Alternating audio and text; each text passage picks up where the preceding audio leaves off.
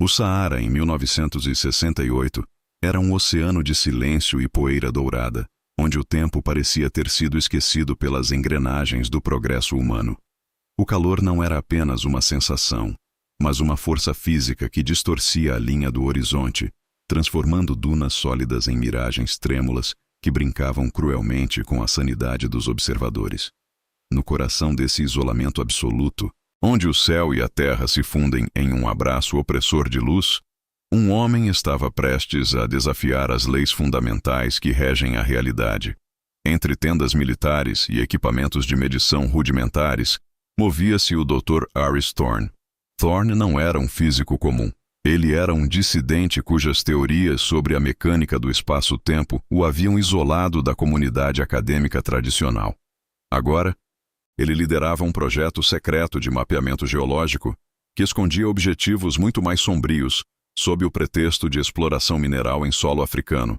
Sua presença ali era um enigma para muitos, mas sua genialidade era a única chave para desvendar as flutuações eletromagnéticas que os radares militares haviam detectado naquela região inóspita e esquecida por todos os mapas conhecidos. Ele não estava sozinho naquele imenso vazio.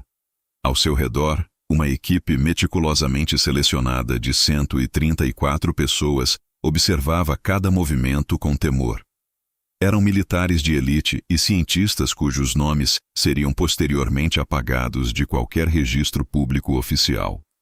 Todos estavam ali para testemunhar um teste de campo rotineiro, ou ao menos foi isso que o Comando Superior lhes comunicou. A eletricidade estática no ar era tão densa que fazia a pele formigar sob o sol escaldante. Você consegue imaginar por um momento o peso esmagador de 268 olhos fixos em um único homem, 134 consciências conectadas pela mesma observação silenciosa, aguardando um evento que nenhum deles conseguia definir ou prever. O que se seguiu não foi uma explosão ruidosa, mas algo muito mais aterrorizante em sua simplicidade. O desaparecimento absoluto de um ser humano diante de uma plateia altamente qualificada. Thorne caminhou em direção a uma depressão arenosa onde os instrumentos indicavam uma anomalia térmica sem precedentes, movendo-se com uma confiança que beirava o sacrifício religioso. À medida que ele avançava, o ar ao seu redor começou a vibrar como se o tecido da realidade fosse um vidro estilhaçado em câmera lenta. Thorne não hesitou. Ele continuou firme, com uma expressão de curiosidade quase transcendental, como se estivesse ouvindo uma melodia que ninguém mais podia captar. De repente, o físico parou. Ele não correu e não gritou. Diante dos olhos atônitos dos espectadores, o corpo de Thorne tornou-se translúcido, uma silhueta de cristal fundindo-se com o ouro do deserto até ser tragado pelo nada. O pânico explodiu instantaneamente no acampamento. Soldados veteranos gritavam ordens confusas enquanto o medo paralisava os cientistas. O comando de fogo livre foi dado contra o vácuo, mas as balas apenas atravessavam o ar vazio, perdendo-se nas dunas distantes. Nos rádios, o som da estática habitual foi substituído por algo perturbador. O ritmo pesado de uma respiração humana que não pertencia a ninguém ali, ecoando diretamente nos fones a partir de um lugar que a ciência moderna não podia mapear. Era como se o próprio deserto estivesse respirando através dos canais de comunicação da equipe aterrorizada. Quando a poeira baixou, os investigadores aproximaram-se do local do sumiço. Onde Thorne estivera, a areia havia desaparecido. Em seu lugar, um círculo perfeito de vidro negro brilhava como um abismo solidificado no meio do deserto. Aquele material estranho desafiava todas as leis da geologia e da física conhecida. Antes de continuarmos esta história, inscreva-se no canal e nos conte nos comentários de onde você está assistindo. O mistério estava apenas começando a revelar suas camadas mais perigosas. A descoberta sugeria que Thorne não havia apenas sumido, mas que algo o havia reclamado, transformando a areia em prova vítrea de sua estranha passagem definitiva para o absoluto. O silêncio que se seguiu ao desaparecimento do Dr. Aris Thorne durou pouco mais de 40 minutos, sendo abruptamente estilhaçado pelo rugido de motores a jato que não constavam em nenhum plano de voo oficial daquela região. Do horizonte escaldante surgiram 3 aviões de transporte cinzentos, sem insígnias, números de cauda ou qualquer marca de identificação nacional, descendo como aves de rapina sobre o acampamento em ruínas. Antes mesmo que a poeira da aterrissagem baixasse totalmente, uma força-tarefa composta por homens de feições gélidas e uniformes escuros sem bandeiras assumiu o controle total do perímetro. Ninguém foi poupado da eficiência brutal daquele isolamento repentino. As 134 testemunhas, ainda em estado de choque profundo e paralisadas pelo que viram, foram desarmadas, vendadas e transportadas para longe da anomalia, desaparecendo do mapa mundial de forma tão absoluta quanto o homem que haviam acabado de ver evaporar diante de seus próprios olhos. O destino desses homens e mulheres foi um complexo de bunkers subterrâneos ocultos sob o solo árido de um país aliado, onde a luz do sol nunca penetrava e o tempo era medido pelo zumbido constante das lâmpadas fluorescentes. Ali, o protocolo de silenciamento foi aplicado com uma precisão cirúrgica e aterrorizante. Os interrogatórios não buscavam apenas extrair fatos, mas sim a completa quebra da realidade dos envolvidos.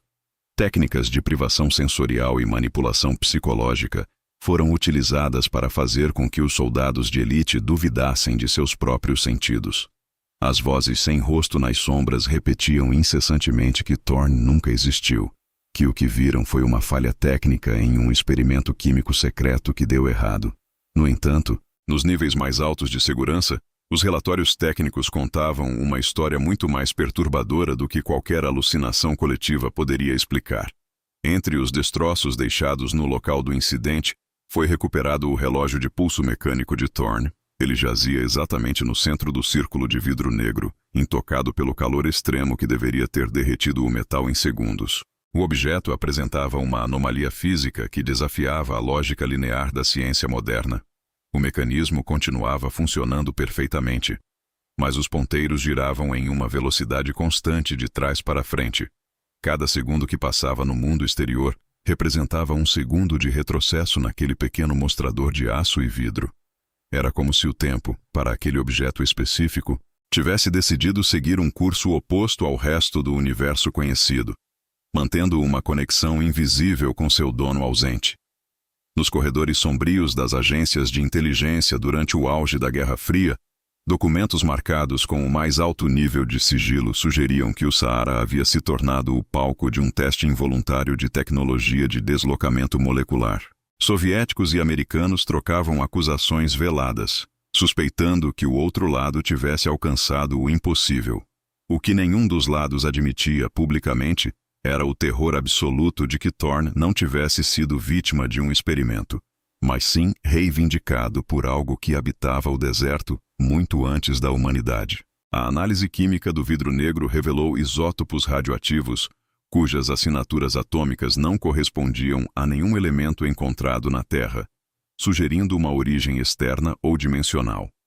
O trauma não permaneceu confinado aos bunkers subterrâneos. Meses após o incidente, as testemunhas que foram libertadas, sob vigilância estrita, começaram a relatar fenômenos impossíveis em suas vidas civis.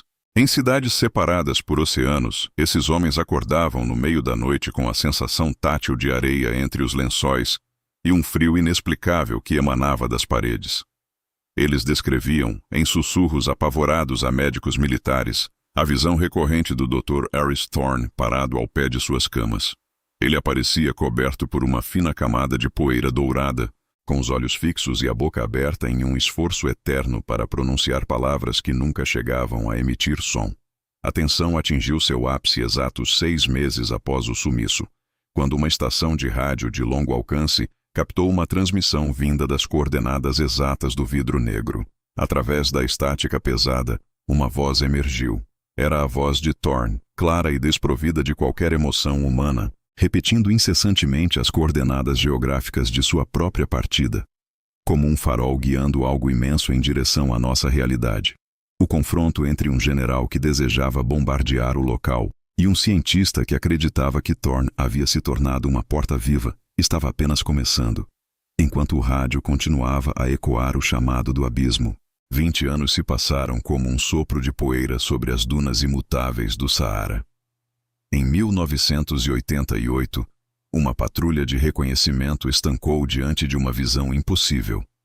No centro exato do círculo de vidro negro, um homem caminhava sem rumo sob o sol escaldante.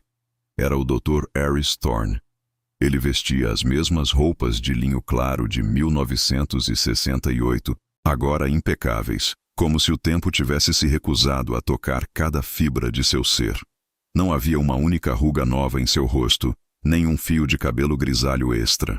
O físico que havia evaporado diante de 134 testemunhas estava finalmente de volta. Mas o homem que retornou não era mais meramente humano. Levado para uma instalação de segurança máxima, Thorne tornou-se o centro de um estudo frenético e aterrorizado. Ele não possuía memórias de sua vida anterior ou da física teórica que outrora dominava. Sua identidade era um mosaico fragmentado de silêncios profundos. No entanto, sob as luzes ultravioletas do laboratório, a verdade vazava pelos seus poros.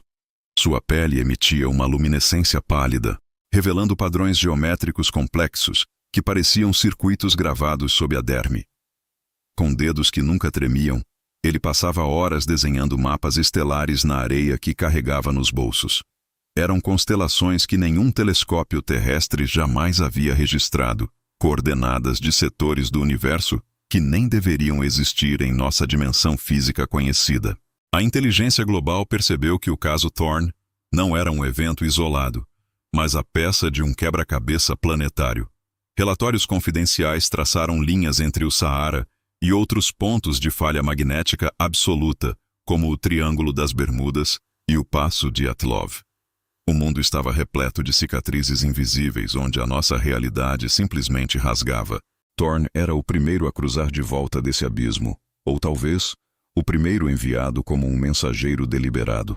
O conflito entre o general, que via nele uma ameaça biológica, e o cientista, que via a chave para a imortalidade, atingiu o limite da sanidade. Eles queriam respostas, mas a verdade estava muito além da compreensão orgânica e limitada da humanidade contemporânea. No clímax dramático, cercado por sensores e armas prontas, Thorne parou subitamente de desenhar. Ele olhou diretamente para as câmeras de segurança, seus olhos subitamente límpidos, e entregou uma última mensagem em uma língua que soava como o ranger de placas tectônicas. Ele disse que o tempo era apenas uma ilusão de ótica da matéria densa. Antes que qualquer ordem fosse executada, o corpo de Thorne começou a vibrar em uma frequência sônica insuportável. Diante dos captores, ele não sangrou nem caiu. Ele se desintegrou em trilhões de partículas de luz, uma cascata de fótons que iluminou o bunker com a intensidade de uma supernova antes de desaparecer, deixando para trás apenas o cheiro de ozônio e o silêncio do vácuo absoluto. O segredo final, extraído dos dados daquela desintegração, era vasto e perturbador. O Saara não era apenas areia e rocha, era um hardware monumental e antigo, uma superestrutura de processamento deixada por uma civilização que precedeu a vida na Terra. As dunas eram componentes móveis de um sistema de armazenamento de dados biológicos, e Thorne foi o primeiro upload humano bem-sucedido. Ele não havia morrido em 1968. Ele havia sido processado e integrado à memória geológica do planeta. Estamos caminhando sobre um computador do tamanho de um continente, e Thorne agora faz parte definitiva do código que mantém nossa realidade coesa através dos séculos. A reflexão existencial que resta é amarga e fria. As fronteiras entre a física e o pesadelo são mais finas do que uma duna ao vento. Para as 134 testemunhas, nunca houve paz. Onde estão essas pessoas hoje? Os registros foram purgados da história oficial. A maioria terminou em asilos de segurança máxima, gritando em celas acolchoadas sobre o homem de vidro que os observa através dos espelhos e das sombras. Eles sabem que a porta que Thorne abriu nunca mais será fechada e que o hardware milenar sob nossos pés pode decidir processar o restante da humanidade. Se você curte nosso conteúdo, então mergulhe no nosso universo ligando as notificações no sininho que logo tem mais.